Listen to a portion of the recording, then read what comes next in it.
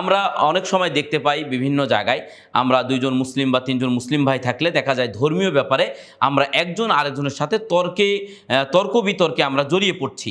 তো এই তর্ক বিতর্ক এগুলো আমাদেরকে পরিহার করতে হবে, এগুলো আমাদেরকে বর্জন করতে হবে, এগুলো আমাদের কোনোভাবেই গ্রহণ করার কোনো সুযোগ আমাদের নেই।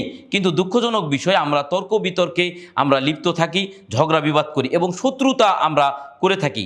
এখানে অবশ্যই কোনোভাবেই আমরা শত্রুতায় জড়াবো না, আমরা কাউকে শত্রু মনে করব না। আমাদের সবাই মুসলিম ভাই, আকীদা মানহাজ যদি কারো খারাপ থাকে আমরা তাকে কখনোই তার সাথে শত্রুতা করব না, বরং তাকে আমরা সহি আকীদা, দিন, মানহাজ এগুলো আমরা তাদেরকে শেখাবো।